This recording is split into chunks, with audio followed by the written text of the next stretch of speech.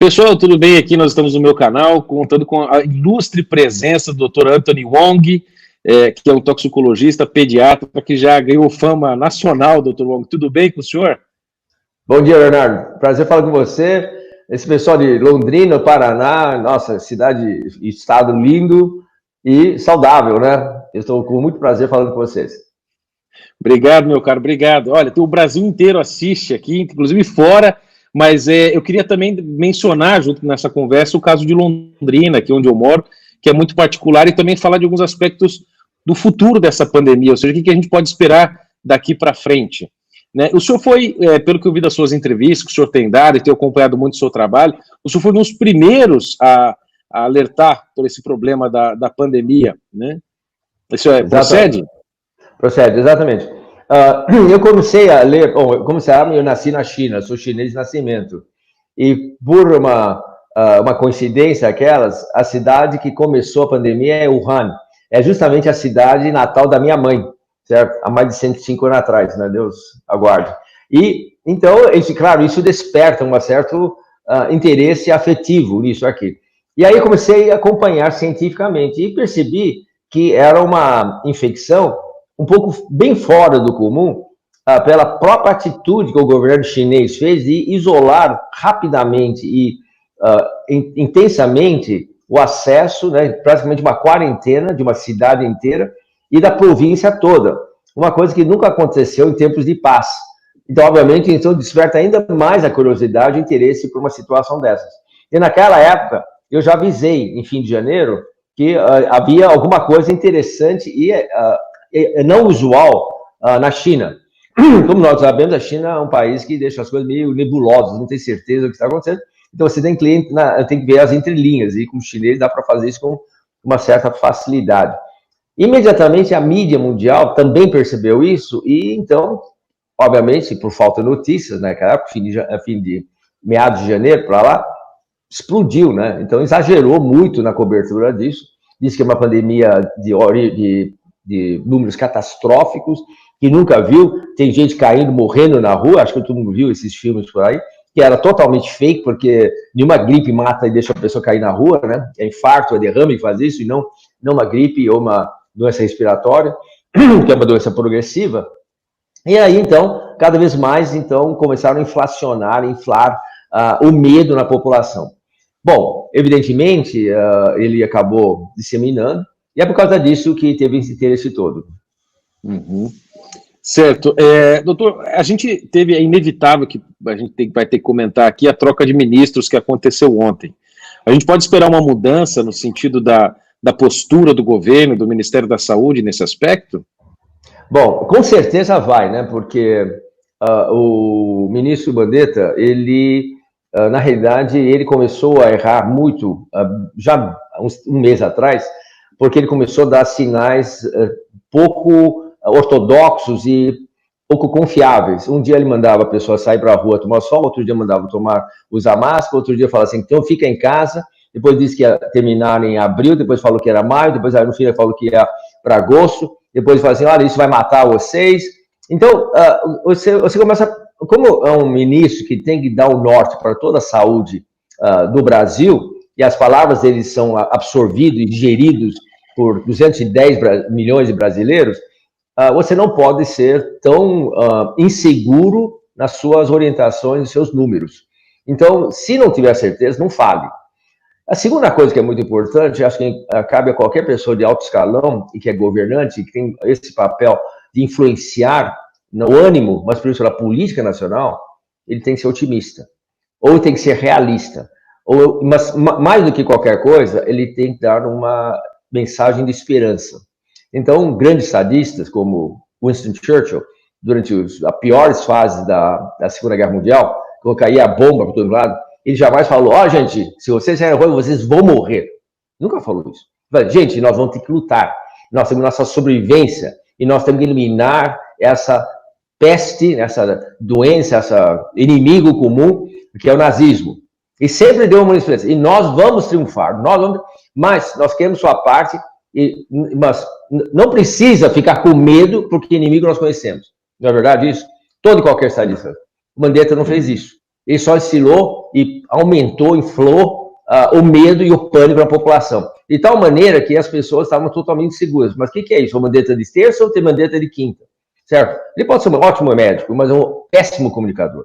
Com o novo ministro, ele é uma pessoa com mais experiência, pelo menos na comunicação, ele já tem a experiência de administração, e mais importante, ele está afinado com a mensagem do resto do ministério. Então, ele veio para somar e não para desagregar. Isso é muito importante em termos de guerra, em termos de paz também, mas principalmente em termos de guerra, em tempos de dificuldade. E o discurso dele foi extremamente, assim, coerente. Ele falou assim, espera um pouquinho, eu vou ter que tomar pé no negócio, tá certo? Nós temos que abrir, porque a economia faz parte da doença e não alheio à doença.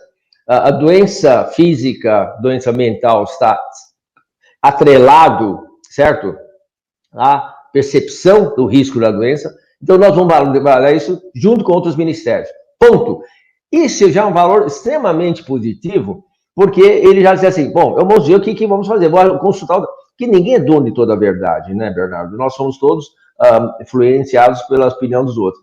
Então, essa mensagem do Nelson é extremamente positivo em termos de que há uma percepção, uma perspectiva de que isso não vai durar para sempre. Ou então, tendia possivelmente acabar. Não como alguns governadores que estão fazendo aqui, que estendendo de 15 em 15 dias, mantendo suspense, entre aspas, até o 59º minuto. E a pessoa, será que vai abrir? Será que vai abrir? Depois ele vai, não vou abrir. Isso é péssima comunicação e faz péssima e afeta tremendamente a credibilidade de um homem público, ainda mais um governante. Então, na realidade, se fosse outro país, esse tipo de governante seria acusado de irresponsabilidade civil, porque em vez de dar a informação, o que podemos esperar, ele deixa para o último minuto, criando mais angústia e ansiedade na população. Isso não é uma atitude responsável de governantes que ficam brincando com o sentimento humano. Nós temos, por exemplo, doutor Longo, nós temos aqui o caso de Londrina, que eu moro, uma cidade grande, nós temos aproximadamente 570 mil habitantes, uma cidade com um polo industrial muito forte, um polo de serviços, e a cidade está parada. Ontem teve o começo da abertura de construção civil e algumas indústrias, mas a questão do comércio ainda está adiada, e a perspectiva, dizem, vai ser voltada daqui uns 10 dias, né? Só que assim, nós temos casos confirmados 76, né? E assim, suspeitos 94 e 4 óbitos no dia 16 de abril, que foi ontem, né? Esse eu acho que é o caso da maioria das cidades do Brasil, excetuando-se São Paulo, Rio de Janeiro, Fortaleza, etc. Seria o caso mesmo de manter tudo fechado aqui em Londrina, por exemplo, doutor Wong? Bernardo, o número que você está dando é reproduzível em todas as cidades brasileiras, inclusive São Paulo e Rio de Janeiro. Você pegar o número de casos dividido pela população, o número é o mesmo, tá certo? Então, você tem 76 e 570 mil. Nós temos 1.000 casos em uma população de 11 milhões. Então, se fizer a divisão, vai mudar talvez, não vai mudar nem a casa, vai mudar o dígito final. Então, por exemplo, eu já fiz o cálculo rapidamente de Londrina, 76 casos dividido por 570 mil, você tem uma incidência de 0,00013%. Ou seja, um caso em 100 mil. Tá certo isso? 76 dividido por... Então, um caso por 120 mil, vamos dizer, 90 mil que seja. Mas é um número dessa, assim. Se não é 100, é 90, não é 90, é 105. Mas você vê, então você tem 104.999 pessoas não infectadas para uma pessoa infectada. Não morto. E nós sabemos que 99% das pessoas que pegam a doença sobrevivem. Certo? 10% precisam do hospital, 4% para UTI e 1 morre. Agora, justifica um fechamento desse tipo? Acredite que o assassinato, feminicídio, estupro, doença cardíaca, câncer... Dengue, doutora, dengue é muito forte aqui. Dengue mata muito mais por dia. E ninguém fechou comércio por causa disso.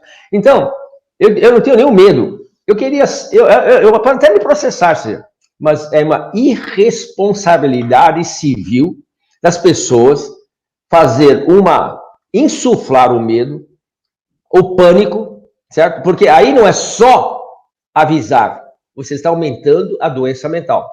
Então, se você calcular o número de pessoas, etc., você vai ver que o aumento de doenças ocasionados por a má informação e o pânico supera muitas dezenas de vezes o número de pessoas que realmente estão doentes. Quer ver o resultado? Anteontem, Nova York, saiu um dado. Houve 8 vezes mais mortes por doença cardíaca nesses 3 semanas de pandemia, de fechamento da cidade de Nova York, em relação ao mesmo prazo de 3 semanas anteriores. E está, olha, não dá muita diferença de temperatura. E o que é? As pessoas têm medo de ir para o hospital não quer atendê-los, o médico não quer sair de casa para atendê-lo, porque ele está com medo, ele está em quarentena. E o que acontece? O coitado do cara com dor pré-cordial, não tem socorro, pau! Agora, imagine quantos estão com quimioterapia para câncer adiada, quantas pessoas com doença crônica que precisa de atendimento, quantas pessoas com diabetes precisam de monitoramento, estão sendo desassistidas por causa desse falsíssimo, certo? Engodo de um vírus que sem dúvida, é importante. Mas nós estamos perdendo o foco. Nós estamos atingindo em cima de um vírus que atinge, se você fizer todos os cálculos matemáticos no mundo inteiro, certo? Você vai ver que ele não mata, quer dizer, ele mata muito menos que outras doenças e outras situações crônicas que estão na nossa população.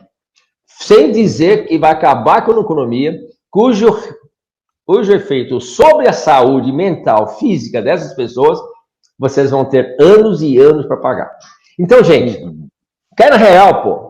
Cai na real, usa a cabeça. Nós estamos usando... Os políticos parece que esqueceram que eles têm massa cinzenta aqui dentro. Em vez de você usar a quarentena burra que eles estão usando, usar o miolo, como o Japão fez, Taiwan, Singapura, Coreia, a própria China, a Austrália, a Suécia, a Alemanha e a Holanda não fizeram quarentena. Eles fizeram uma intervenção vertical, ou seja, vou atender quem tem risco. Então você deve ter um monte de gente lá com problema cardíaco, com comorbidades. Pô, é fácil. Olha, seu João, você tem alguém com doença em casa? Tenho. O meu tio tá assim, tem. Tá bom, então eu vou registrar aqui. Você tem, você faz um cadastro das pessoas que estão com risco, certo? Faz o monitoramento das pessoas, telefona todo dia, ou então, olha, se tiver um problema fora do ar, liga para mim que nós vamos despachar uma equipe imediatamente. O que você faz? Você foca o inimigo e não foca na população em geral. É como uma guerra. Como uma guerra, você vai matar quem? O soldado ou vai matar os civis? Me conta. Quer dizer, onde está a lógica disso, gente? Não tem. Então, o Brasil todo está sofrendo por causa disso. E tem mais o problema de clima, né? Nós ainda estamos numa temperatura quente. Ou seja, uma temperatura em que o vírus não é tão ativo. Faço uma pergunta para você, Leonardo. Quando você tem mais gente gripada? No inverno ou no verão? Certamente no inverno. Tá. Então, claro, pelas condições, temperatura, todo mundo fica dentro de casa, etc., um transmite para o outro, e tem muito mais mortes. E no verão, tem gripe? Claro que tem. Mas por que não tem tanto número? Agora vai me dizer, não, esse gripe é assim, ele gosta de esquiar na neve, mas não gosta do sol, porque não gosta de tomar sol. Tá certo isso? Que imbecilidade é isso, meu Deus do céu?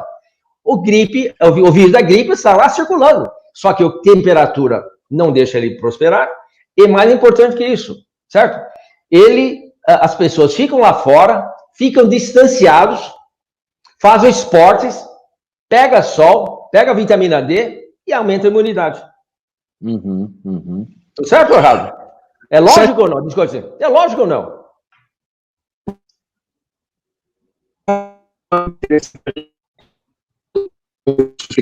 O que muitas pessoas têm dito, por exemplo, mas veja o caso da Itália, veja o caso da Espanha, e aí diz assim, como se e não consideram as particularidades daquele local e as decisões que foram tomadas do governo. Como é que o senhor responderia a essas indagações ou essas objeções? Olha, eu gosto dessa comparação, viu, Bernardo? Vamos pegar os casos da Itália. Ok. Em primeiro lugar, A Itália tem mais idosos que o Brasil. A Itália, norte da Itália, não é norte toda a Itália, hein? Só norte da Itália. Nápoles, Roma, Sicília, incidência extremamente baixa. No mesmo país, aqui como aqui. Goiânia, Goiás, Mato Grosso, etc., tem muito menos casos do que a cidade de São Paulo. Mas depois nós entramos nisso aqui, porque é outro problema. Também, tem mais outros problemas. Ok, primeiro, é mais idoso. Lá tem 26,7% de pessoas acima de 60 anos. Aqui no Brasil, nós temos 8,5%. Segundo lugar, eles estavam no meio do inverno, rigoroso. Estavam no inverno desde outubro, vocês sabem. Começa a temperatura cai abaixo de 10 a partir de outubro. Outubro, novembro, dezembro, janeiro, fevereiro, março, quando estourou. A pessoa idosa vai para a rua ou não vai? Não. Tem sol para tomar uma vitamina D? Não. Tá certo? Como são as casas? Você sabe como são as casas na Lombardia? Casa fechadinha, pequenininha. Terceiro, o italiano como que é? Bacio meu bambino! Certo? Adoro! Bacio, e tudo dentro de casa. Tá certo? Então, cadê o isolamento, quer dizer, distanciamento social? Não tem. Quarto, certo? O governo errou. Ele falou assim, ó, gente, vocês estão isolados, mas não deu informação como tem que ser o isolamento. Sabe o que o italiano fez? Então, já que não posso sair, vem tudo comer aqui em casa. Estou falando alguma bobagem até agora, não? Não, de modo algum. Eu morei lá, inclusive, conheço muito bem isso aí. É verdade que eu falei ou não? Verdade. Então, aí eles fizeram todas as condições de disseminar o vírus, temperatura baixa, proximidade familiar, a proximidade física, pessoal o alto índice de fumantes, né? Bom, então, exatamente. Alto índice de falta de vitamina D e outros sais minerais, certo? E outras comorbidades, porque quanto mais velha a pessoa tem. Então, acontece. Agora, vamos usar o exemplo da Itália. Ok, fecharam o isolamento. Vamos pegar outra parte. Fecharam o isolamento. Então, começou a cair os índices a semana passada. Tá certo? Ok, quando eles fecharam? Carnaval, porque eu estava na França ao lado, naquela semana do Carnaval, e eu recebi a notícia que a Lombardia tinha fechado, justamente na semana do Carnaval. E eles abriram ontem, a semana passada. Coincidentemente ou não, foram 6 semanas. Então, ou seja, com todo o aparato de confinamento, de quarentena, relativamente rigoroso, à italiana, né? Tudo bem, não, tudo certo, mas tudo bem, acho que em Londrina tem muita gente italiana também, que eu adoro. Minha esposa é italiana, adoro os italianos. Certo? Aliás, você viu como eu gesticulo, né? Eu sou quase italiano. O senhor é uma origem chinesa meio peculiar, tem muita pizza aí no meio. Eu tenho certeza que Marco Polo deu uma passadinha na minha casa lá séculos atrás, com certeza. Mas, de qualquer forma, é isso aí. Então, o que aconteceu? Subiu, sobe, por quê? Primeiro não fizeram as coisas certas, mas não importa. Mas com confinamento, com quarentena, não adiantou nada. E ficou subindo cada vez mais. Entendeu? Então, ou seja, a Espanha e a Itália mostram que justamente quarentena não funciona.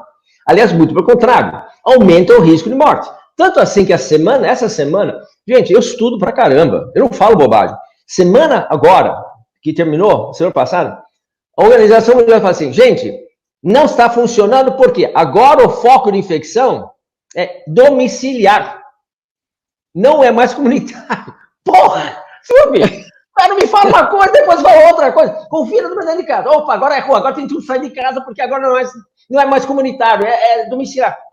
Quer dizer, os caras não pensam, e não pensam mesmo, porque eu sou da Organização Mundial de Saúde, certo? E olha, o que eu tenho de briga com eles, tanto assim que muitas vezes não convidam o Anthony porque ele faz perguntas que eu não consigo responder. É verdade. Eu falando sério, eles falaram para mim. O Anthony faz cada pergunta difícil de responder, eu não fico confortável com ele. Ele fala só um pouquinho. Você tem que dar a resposta. Uma resposta pertinente. Né? Então, isso que eu acho interessante, porque, inclusive, faz uns 2, 3 dias, saiu uma pesquisa que foi feita pelo...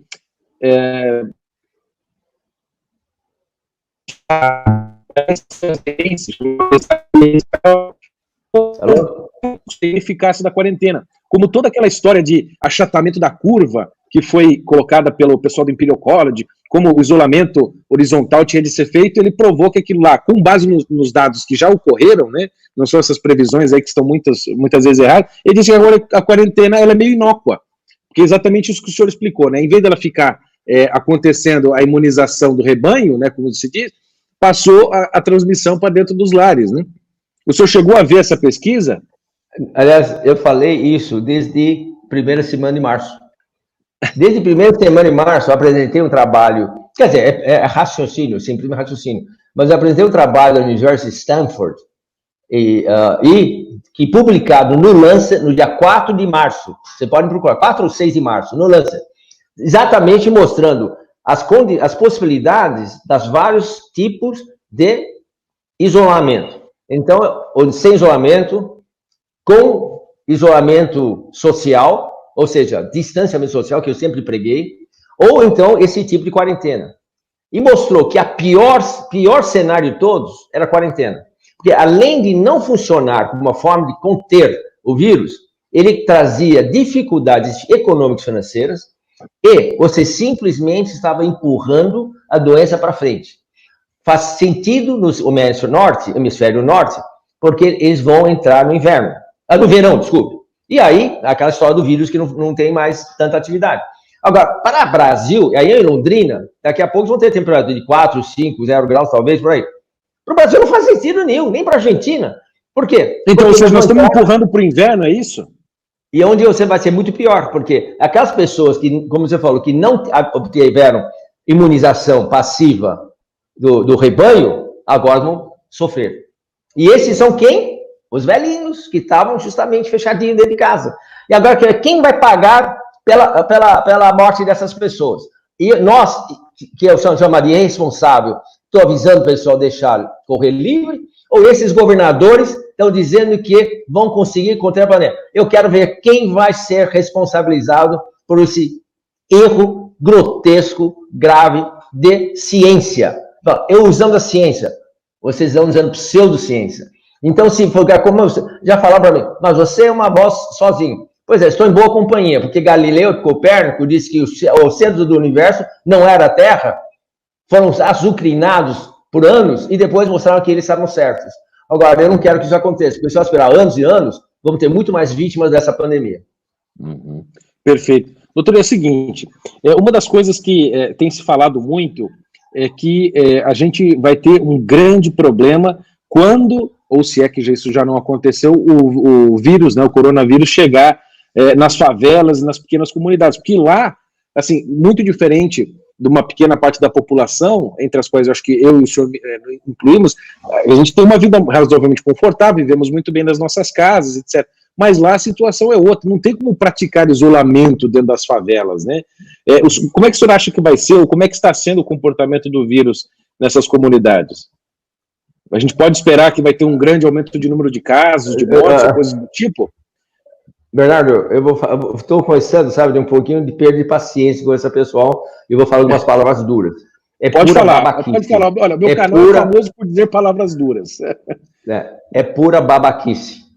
Olha, todo e qualquer epidemiologista que tem ciência, PhD nas suas costas, diz o seguinte: a partir do dia que vocês têm D100, ou seja, o dia que 100 pacientes foram identificados com uma determinada doença, já há 35 mil pessoas contaminadas.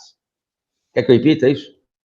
Uhum. Quando você tem 100 pessoas já diagnosticadas, quer dizer, quando você acumula 100 pessoas com sintoma da doença, já tem 35 mil pessoas contaminadas.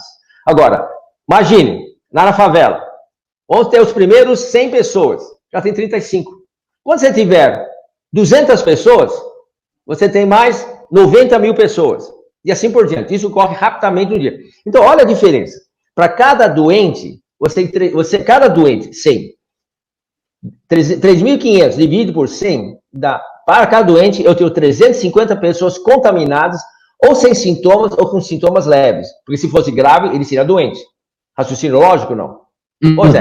Então, como você vai conter uma doença numa favela, onde 6 ou 7 pessoas vivem num cômodo só ou no 2 cômodos? Como? Me conta! Como? Você vai construir uma favela maior? Meu bem, você está numa casebre aí de 15 metros quadrados, eu vou dar uma de 60 metros quadrados para você, porque você tem 4 pessoas. É possível isso? Então, o Ioannidis, o Katz, Davis, o pessoal de Harvard, o pessoal do Lancet, Já falaram isso. Quando você percebe que tem uma pandemia nos primeiros 100 casos, é virtualmente impossível confinar esse vírus. Então, você tem duas situações. Ou você trata quem tem de risco e deixar a doença correr livremente, e deixar ele seguir seu curso natural. Não é meu. Qualquer epidemiologista de IAHAC, que tem pelo menos um semestre de estudo em epidemiologia, ele lê isso nas primeiras 10 páginas do livro de epidemiologia. Pô, cara, não tem sentido. Certo? Então, você não consegue conter. Então, o que acontece? Você tem que ter situação de saúde, tem que ter leitos adequados para tratar as pessoas que estão de risco e quem apresenta a doença. Agora, os outros 349, né? 350, lembra que eu li o 350, eu falei? Os outros 349, você trata pelo que eles têm. É sintomático, certo? Sem necessidade de um aparato extraordinário, certo? E olha, esses hospitais de campanha que estão instruídos, na maioria dos casos, é de sugar, tirar dinheiro. Aqui em São Paulo, está vazio, certo? Está subutilizado, certo? A maioria, eu vou para os hospitais, eles dizem assim, dizem que os hospitais oficiais estão lotados. Sei lá, eu não tenho acesso a isso porque o Dória e o pessoal não gosta de mim. Mas eu tenho amigos nos hospitais particulares. Na pior das hipóteses, está com metade a 1/3 ocupado, o resto está vazio. Inclusive, faltando doentes, porque os pacientes com problema coronário, com problema de câncer, não querem ir ao hospital para tratar, porque é com medo de pegar esse peste de chamado coronavírus. E aí acontece, você vai tentar em casa, e aí vão morrer mais cedo por não tratar a sua doença, que é muito mais grave que o coronavírus. Eu tenho visto muitos médicos, doutor, que estão assim, alguns deles lidando nos hospitais e tratando os pacientes com doença, e muitos deles estão vendo só aquela situação e têm entrado em pânico. Ou seja, não têm olhado a coisa, tentado olhar a questão por um olhar mais amplo, como o senhor tem feito, né? O senhor tem visto também muitos amigos médicos sucumbindo nessa histeria coletiva? Tem. Infelizmente, tem muitos médicos que sucumbiram, que estão, assim, eles pararam de pensar. Mas, Bernardo, isso é muito claro. Quando você institui pânico e medo numa população, certo? Ele mata 10 vezes mais. Ele prejudica 100 vezes mais. Mata 10 vezes, ele prejudica 100 vezes mais. Então, vamos dar um exemplo claro disso aqui, tá certo? O cara assim, simplesmente não quer tratar, tá bom, ele tá em pânico. Vamos pegar uma criança, tá? Que não é diferente agora. Se a criança fizer alguma coisa errada, e você como pai vai lá e dá uma puta bronca nele, você fez errado, cuidado, a próxima vez eu te quebro, arrebento, porque isso pode acontecer. O que a criança faz? Assustado? Pergunta para ele se aprendeu alguma coisa. Agora, se você falar pro filho, calma, filho, olha, você fez errado, tá vendo? Você machucou. Mas olha, se acontecer isso, você tem que fazer assim, e chamar, não mexer nisso, porque isso realmente pode ser perigoso. O que ela faz? Ela aprendeu. Você deu uma mensagem para ele. Agora, se repetir essa mesma mensagem 3, 4, 5 vezes, entra na cabeça dele.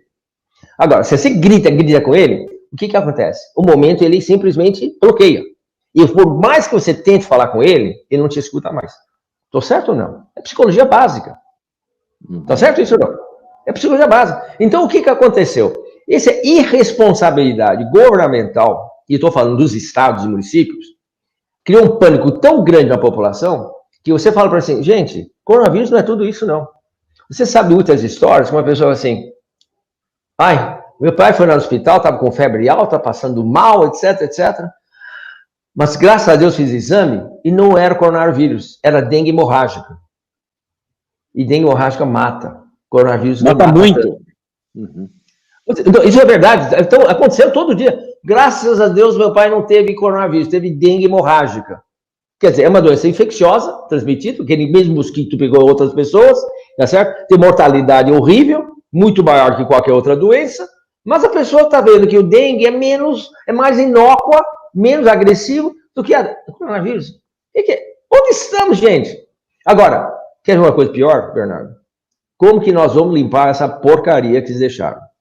Como você vai convencer o pessoal daqui a 2, 3, 4 meses que o coronavírus não é tudo isso aí? E eu vou dizer isso com certeza. Os estudos mostram que a letalidade do coronavírus está superdimensionada, exagerada. Desde fevereiro, estudos epidemiológicos feitos nos Estados Unidos calcularam que a letalidade, quando acabar tudo isso, quer dizer, quando esse pânico, daqui a um ano, quando nós fizemos rescaldo e tudo, teve muitos testes, etc., que nós vamos chegar à conclusão, esse John Ioannidis e o pessoal da Harvard chegaram à mesma conclusão. Quando acabar toda essa pandemia, panicodemia, vamos dizer assim, vamos chegar à conclusão que a letalidade dessa coronavírus é 0,25%. E talvez metade disso, 0,125%. Ok? É nada. É muito baixo, né? É 25 mortes em 10 mil pessoas. O sarampo mata muito mais. O tuberculose mata muito mais, HIV mata muito mais, o dengue mata muito mais, até resfriado, até influenza, que é o que vai entrar agora daqui a 2 meses, 1 mês, 2 meses, mata muito mais. Ok. Aí fazer, mas isso é teórico, né? Ok. Então um médico alemão, um virologista alemão, fez o mesmo estudo na Alemanha e publicou isso semana passada. Cara, é tudo corrente, nada, tudo fresquinho, viu? Nada de estudos velhos. Ele foi numa cidade na Alemanha chamada Heinsberg, que era a cidade que teve o maior número de casos em toda a Alemanha. O maior número. Então, vai lá estudar o que está acontecendo, porque deu um pânico geral lá, muita gente morrendo. E foi lá estudar. E fez o estudo, etc. Aí, o que ele fez? Ele, como a Alemanha é muito mais preparada do Brasil, pegou um monte de kits de exame e fez exames numa parte grande da população. Sabe o número que ele chegou? A letalidade naquela cidade matou mais gente do que qualquer outra cidade da Alemanha. Que a letalidade era 0,375. Não, é isso mesmo. 37, 0,37. Ou seja, muito próximo de 0,25 previsto pelo pessoal dos Estados Unidos. Então, alguém falou isso no jornal para vocês? Jamais. Alguém publicou isso? Pois é, isso está publicado. Então, o que acontece? Essa é uma irresponsabilidade do governo de não ser honesto na publicação de dados. Eles estão usando só os dados, assim, fictícios, e eu posso fazer com dano, pode processar, fictícios de extrapolação, em vez de tentar acalmar a população. Então, gente, os seus ouvintes, sai para a rua, aproveite o sol enquanto tiver, mantenha a distância um do outro, tá certo? Pelo menos 2 metros, exercitam, que é importante, aumenta a capacidade pulmonar, acrescenta a vitamina D, melhora a cabeça, tá certo? E, assim, você ter mais condições de enfrentar esse vírus do que ficar confinado dentro de uma sala, com ar irrespirável, com contaminação, porque você não consegue ficar distante do outro. Você tem que aguentar seu filho, que não aguenta mais estar fechado. Não aguenta mais seu marido ou sua mulher, porque não aguenta vê-lo 24 horas por dia. Certo? Pô, gente, vai lá fora. Escuta, Bernardo, eu não estou pregando desobediência civil, mas mais ou menos bem próximo. Certo? Toda lei burra não pode ser obedecida. Exatamente. Se você mostrar para mim que tem racionalidade nessa coisa aí, eu serei o primeiro a calar a boca. Até hoje, o governador Dória e nenhum outro governador me procurou para debater. E nem vão, doutor, e nem vão. Bom, mas eu estou aberto à discussão. Eles não. Sabe, doutor, e a questão do pico, a gente já chegou no pico, nós vamos chegar, como é que está essa história? Qual o futuro dessa pandemia aqui no Brasil? Já vou dar para você a resposta. Todo cientista sério, ele quer ser debatido, porque ele tem que mostrar seus dados e suas suposições com o outro. O cientista sério. Eu estou aberto à discussão, o outro lado não está, tá certo? Então, alguma coisa está errada. Certo? Alguém tem que esconder uma coisa, porque eu não tenho nada a esconder. Todos os dados estão passando público. Então, isso vem para o pico. Quanto é o pico? O pico já foi. Pela teoria, pelo que nós temos dos dados, o pico foi na semana passada e talvez entre a semana passada e essa semana. Então, ele sobe e desce. Por quê? Todo pico tem que subir, tem que descer. Tá certo? Então, ele subiu. E, segundo os dados que nós conhecemos de outras epidemias de doenças altamente infecciosas, como o coronavírus, a duração do começo até, quer dizer, quando essa curva sobe e cai, né? Entre o começo do alerta até o fim, praticamente o fim do alerta, ou seja, a curva de Gauss de 95, todo mundo sabe o que é curva de Gauss, isso é curva de Gauss, é o cone invertido. Tem que acabar em 12 semanas. Se é extremamente contagioso, é 10 semanas, porque aumenta mais as pessoas mais expostas, certo? Então, metade disso é 5, 6 semanas. Foi essa semana. Então, A menos que, por decorrência dessa quarentena burra, eles horizontaram e empurraram para frente. Aí tem um problema muito sério, viu, Bernardo? Porque quando você faz isso, e vários exercícios matemáticos de projeção, e quando você empurra para frente, você aumenta o número total de mortes. Você não baixa o número de mortes. Por quê? Porque o primeiro onda já foi. Isso não tem como parar. Ele pode não ser até o cima, mas vai lá perto. Só que você empurra para frente. Então, a área total dessa curva fica muito maior. Ou seja, o número de mortes aumenta. E aumenta significantemente. Tá certo? É por causa disso que a China está preocupada agora, porque eles fizeram uma quarentena dura e agora estão preocupadérrimos com a segunda onda. Exatamente. Então, tá aí. Se tivesse, e faz todo sentido de você deixar correr, porque você tem que aumentar a imunidade passiva do povo, você sabe que a maior parte do povo é rígido, tem saúde, pelo menos físico, são jovens, e a doença vai ser leve. E com isso, você aumenta o número de pessoas que têm imunidade passiva, e com isso, o vírus não tem mais, acha cada vez menos pessoas para infectar. E aí, a doença acaba. Agora, quando você estende artificialmente, aí você está mexendo com a natureza. E sabe, quando o homem mexe com a natureza, só dá merda, né? Só. Doutor, falar dos dois últimos assuntos aqui.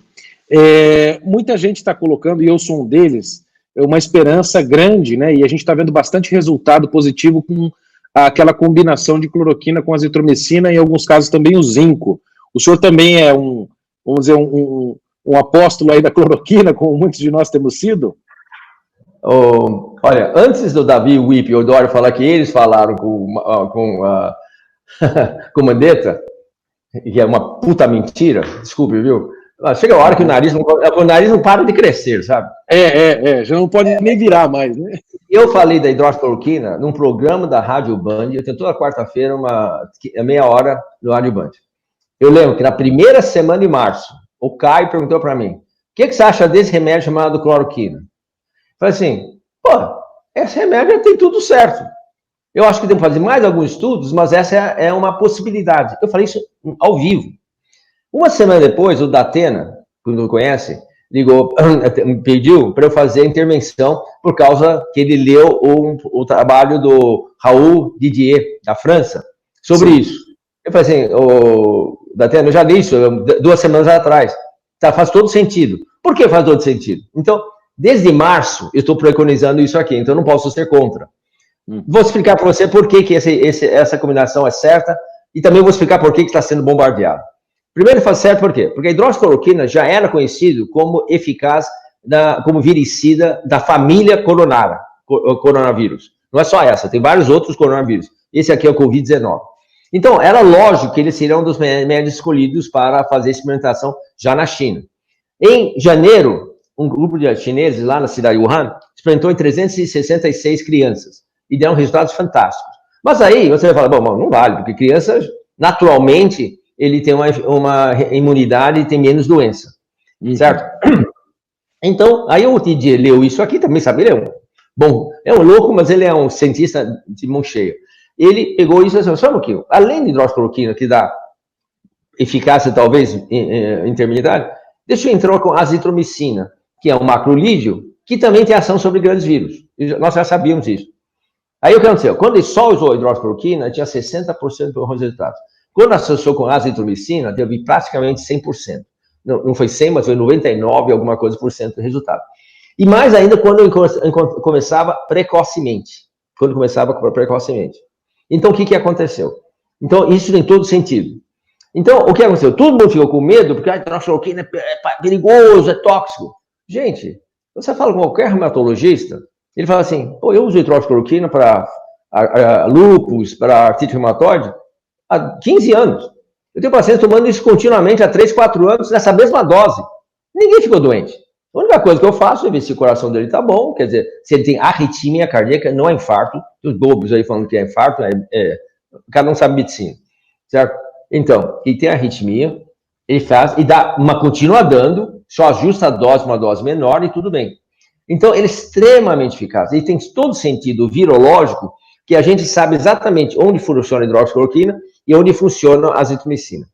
Mais um dado muito importante que pouca gente sabe, que mas todo reumatologista sabe, que a hidroxicloroquina tem uma ação anti-inflamatória também. O que mata o paciente, Bernardo, não é o vírus. É a inflamação que vem depois. Então, quando você tem o vírus, você mata o vírus no começo, você não tem inflamação. Mas, como demora para fazer o diagnóstico, ou demora o médico que dá o remédio, então você tem a reação inflamatória do corpo contra o vírus. Então, a pessoa morre não do vírus, mas da reação inflamatória do seu próprio corpo contra o vírus. É por causa disso que cortisona funciona, outros remédios. Por quê? Porque cortisona são remédios que diminuem a inflamação. Só que você tem que usá-lo antes de ter o que chamamos de tempestade da citoquina, aliás, tempestade da citoquina. O que quer dizer isso? É que essa tempestade ocorre porque tem uma destruição de glóbulos vermelhos liberando uma substância chamada M.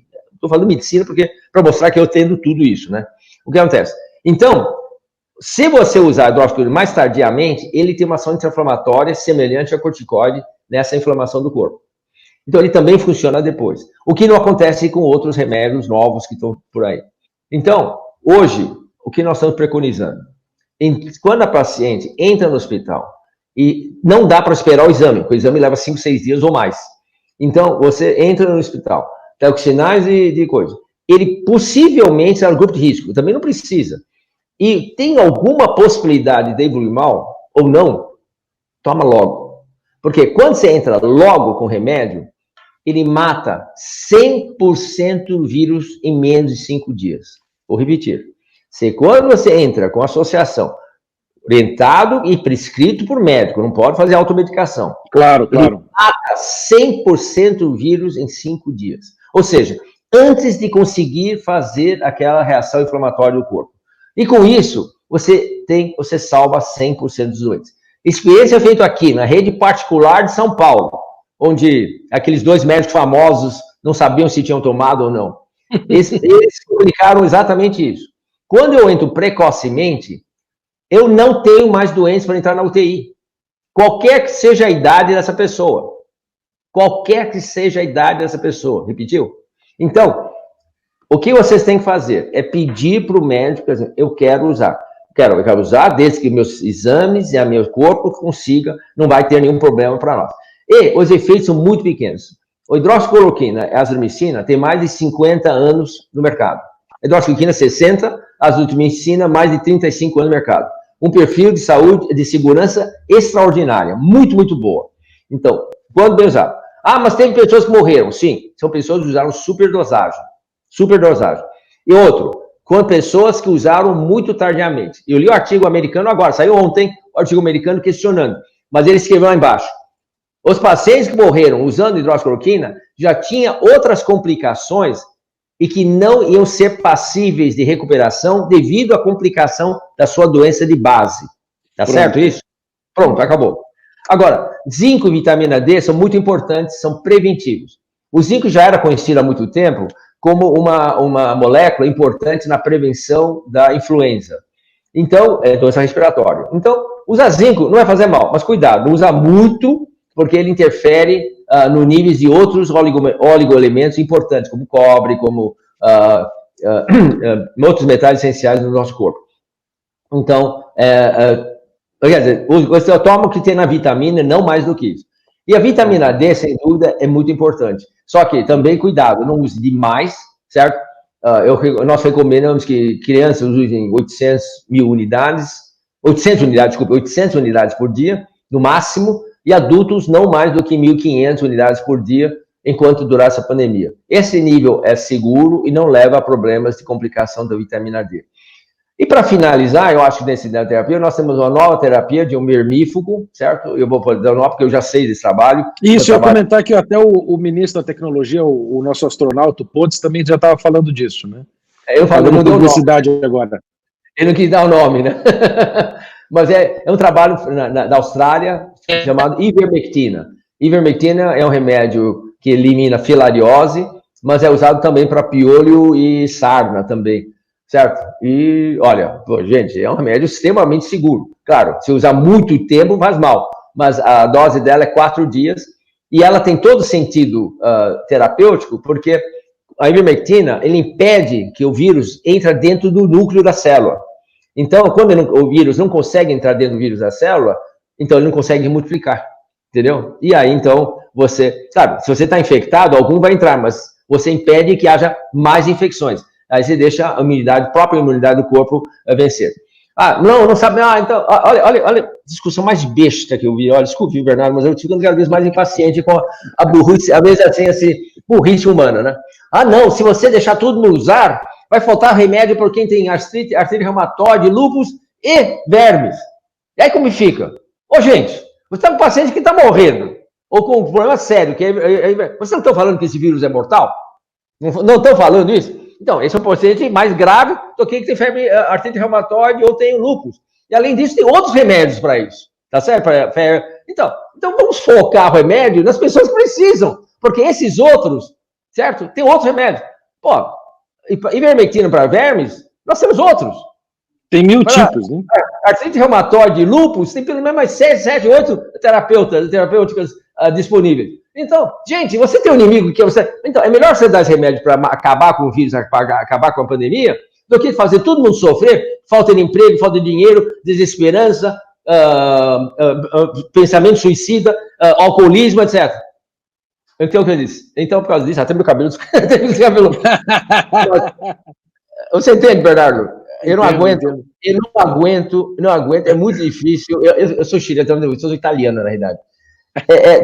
Tanta falta de bom senso aqui pelo mundo, quando você tem, assim, é a mesma coisa. Olha, tem um cara aqui que vai morrer disso, que está evoluindo mal, e tem outro cara que está com dor no braço. Poxa, esse dor no braço, o remédio serve para os dois. Para quem que eu dou? Oh, que dúvida, meu. Que dúvida. E os laboratórios estão produzindo mais, né? Mas, doutor, para finalizar... Tem no Brasil suficiente para tratar todo mundo. Bernardo, nós temos até hoje quase 30 mil casos notificados. Um pouquinho mais que 2.000 pessoas mortas. Tá certo? Desculpe, mas lamento o que aconteceu, etc. Mas também não tomaram remédio na hora certa, viu? É erro médico isso aí, tá? Então, o que acontece? Então, vamos multiplicar esses 30 mil brasileiros. Vamos multiplicar por 5, vai. 150 mil nos próximos 2 semanas. Nós temos remédio para todos eles. Entende? E aí você vai cair. Então o que acontece? Me trata isso, cai a letalidade. Mas, olha, vamos fazer uma coisa. Mas tem gente que não quer que a letalidade caia. Tem gente que não quer que o Brasil fique menos doente. Por quê? Percebem para seus propósitos, possivelmente nefastos ou políticos, sei lá que seja. Vai. Doutor Long, então, para finalizar, uma última pergunta. O senhor acha que a credibilidade da Organização Mundial da Saúde vai sair arranhada depois dessa pandemia? Sempre foi arranhada, né? Ele é um mastodonte. Eu tenho uma assessoria para eles. Né? Eu falei para você já no começo. É um mastodonte. Aliás, não é um mamute. Comparado com o elefante, é pré-histórico. Por quê? Porque o mando de burocratas lá dentro, 90% deles nunca saíram da Suíça, para ter uma ideia. Certo? São basicamente ingleses, alguns franceses e vários alemães. E alguns suíços, poucos suíços, mas geralmente é pessoa de fora. E 15, 20% são pessoas da China, Japão, África do Sul, da África, aliás, etc. Por aí, alguns da América Latina. E são pessoas que sentam na cadeira e abundam lá dentro usando... Não a parte superior do corpo, a parte de baixo do corpo, tá certo? Então, o que acontece? Eles não leem, não estudam, falam que leem. Várias vezes eu entrei com ele em debate e eu sei disso. Mas acontece o seguinte, independente disso, a Organização Mundial de Saúde, ele dá uma diretriz e não dá determinação, são diferentes. É assim, olha, eu oriento vocês, mas vocês pensam melhor. Agora, se ele diz assim, gente... Pau, todo mundo. Aí é diferente, mas ele não tem poder político, nem poder de fazer esse tipo de determinação. Então, o que acontece? Ele dá uma notificação para todo mundo, tá certo? Uma orientação. Olha o que aconteceu. Se ele fosse determinação, certo? Japão, Coreia, Taiwan, Suécia, Alemanha, Holanda, Austrália, não teriam feito intervenção vertical, tá certo? Teriam feito quarentena. Nenhum foram punidos, claro que não. Porque o que acontece? que os esquerdistas, não é esquerdistas, esse pessoal do Oba-Oba não falam. Ele fala assim, nós orientamos algum tipo de isolamento que seja eficaz, mas respeitando as características de cada região e país. Falou isso. Só que o pessoal não fala depois da vírgula. Certo? Você pegar a falada inteira dele, ele fala exatamente isso. Sabe por quê? Porque é conveniente. Conveniente para deixar todo o presidente de casa e arrebentar um país. É conveniente para eles. Entende? E não é isso. Ele não falou isso. Ele não seria irresponsável falar alguma coisa dessas. Porque a Organização Mundial de Saúde não pode dar. Agora, que ele está atrasado, sabe? Mas sabe por que ele falou isso? Porque, em primeiro lugar, como eu falei, mais de 60% das pessoas são da Europa. Alemanha, França, Suíça, Inglaterra. Então, eles estavam dando diretrizes para seus próprios países, que para eles interessa o isolamento horizontal. Mas nenhum deles veio para o Brasil, nenhum deles foi para a África do Sul, nenhum deles foi para a Tailândia, ninguém foi perguntar para a Austrália, como funcionou, está dando certo ou não? Não foram. Eles só ficaram com, eu tenho uma parente que está lá em Londres, eu tenho uma tia minha que mora em Lyon, na França, eu tenho o meu pai mora aí na Bélgica. É isso, então eu estou vendo o próprio umbigo e não vendo o resto do mundo. E isso é verdade, viu? Eu absoluta certeza. Pode me processar, que eu mostro que isso é verdade.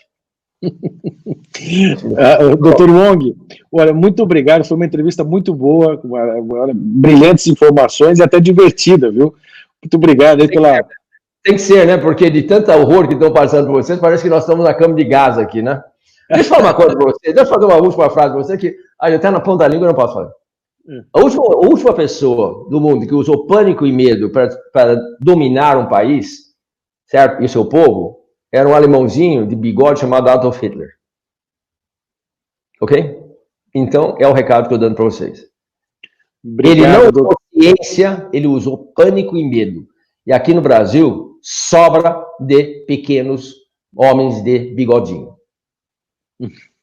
Por isso que eu uso bigode maior, viu, Dr. Wong? Você é alto, ele é baixinho. É isso mesmo, isso mesmo. Salve. Muito obrigado, Dr. Wong. Os governadores aqui são todos baixinhos, viu? Não tem bigode também. Dr. Wong, muito obrigado. O pessoal do canal agradece aqui. Tenho certeza que vão apreciar demais aí a nossa entrevista. Muito obrigado e bom trabalho para o senhor, viu? Obrigado. Eu espero que a gente faça um movimento para tirar essa insensatez do Brasil, tá certo? Eu acho que uma gota e uma gota, nós tomamos várias gotas, e quem sabe a gente pode fazer um tsunami aí que pode derrubar essa porcaria que está destruindo a nossa felicidade, a nossa segurança, enfim, a nossa própria vida e o nosso país. Muito obrigado, Dr. Wong. Bom dia. Bom dia.